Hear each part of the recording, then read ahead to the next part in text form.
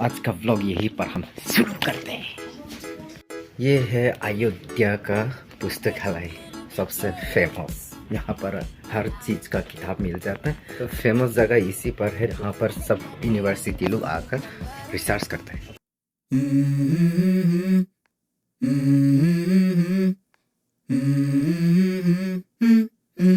Let's go. I wake up to a little bit of drool on my pillow, feel like it's gonna be a bad day. Yeah, I'm tired of shit, and the coffee ain't hit yet, damn ain't that great. I don't wanna go to work, cause my boss is a jerk, and I'm not even that paid. I need a change in my life, cause I don't feel alive, and there's nothing that makes me happy. Hold my beer for a minute, I'm about to quit my job, cash in for a ticket. I'm going on a trip, and I don't plan to visit, I'm gonna...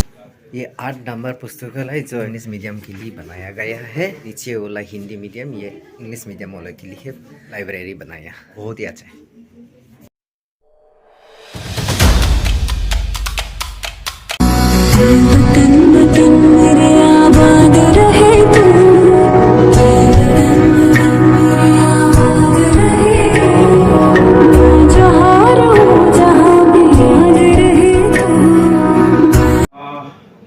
Basically, my department is Department of Library and Information Science.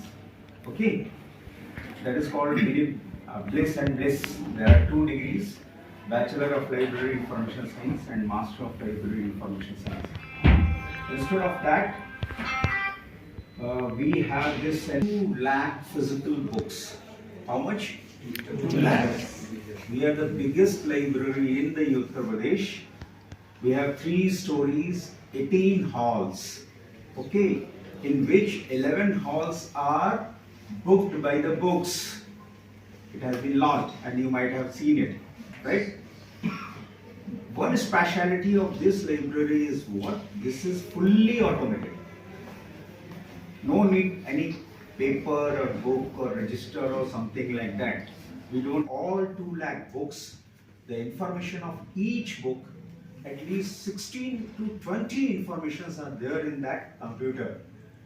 So if suppose you have either topic or author or co-author or publisher, whatever it is, if you link anything to the computer, it will show the list of the books.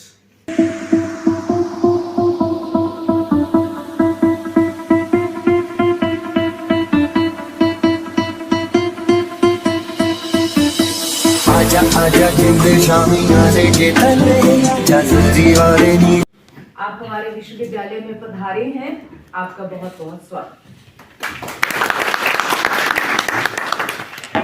बहुत हर्ष की बात है कि आज आप सब हमारे साथ हैं और ये एक बहुत अच्छा प्रयास है कि इतनी दूर से आप चलकर हमारी स्टेट में आए हैं।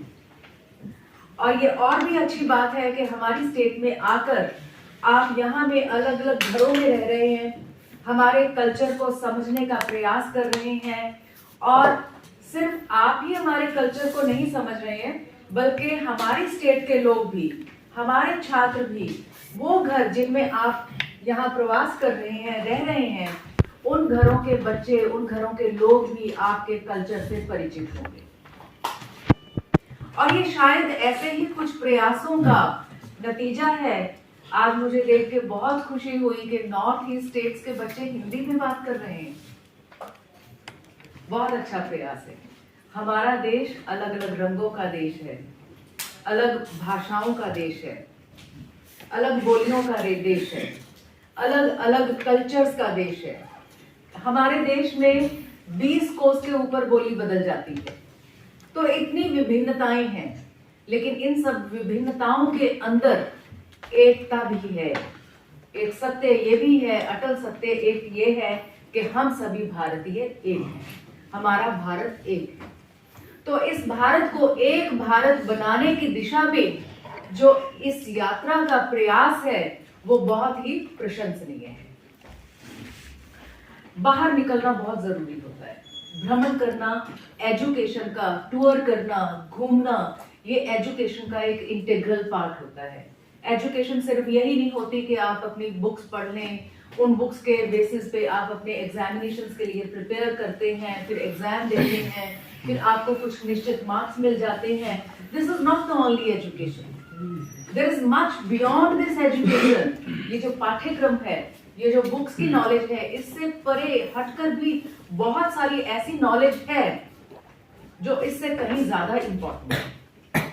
तो ये भ्रमण, ये घूमना, ये लोगों से मिलना, अपनी स्टेट से बाहर, अपने घर से बाहर निकल के दूसरों के विचारों को जानना, दूसरे के कल्चर को पहचानना, ये एजुकेशन का बहुत महत्वपूर्ण अंग है.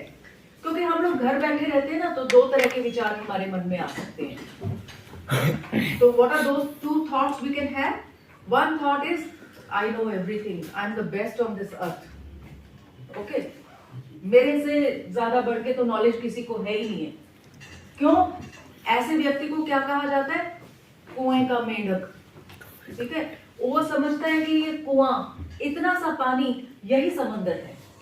लेकिन जब वो कुएं का मेंढक बाहर निकलता है तो उसको पता चलता है कि नहीं नहीं, दुनिया तो और भी ज्यादा है, मुझसे भी बढ़ के कुछ लोग हैं. ओके, ये एक थॉट है.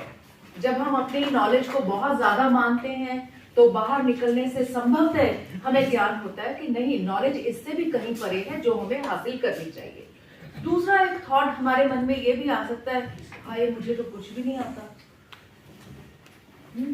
मुझे इतना सा ही आता है, मेरा एरिया तो इतना सा ही है, मेरा ज्ञान सिर्फ इतना सा ही है, मेरा ज्ञान तो बहुत कम है शायद.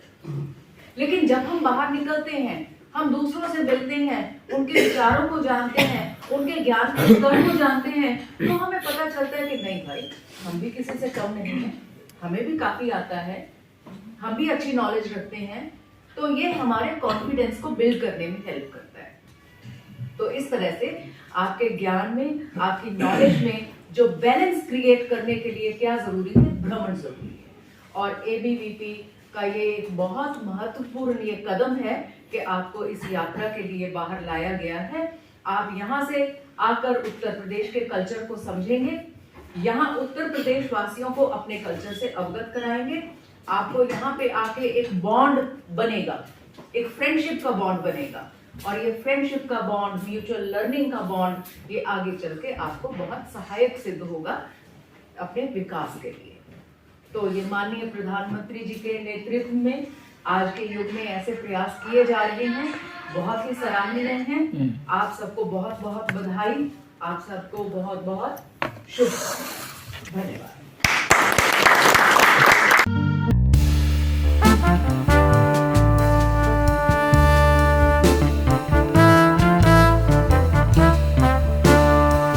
आंखों में उदासी कभी देख सकता नहीं, तुझे खुश मैं रखूंगा सोने, मैं तेरे होंठों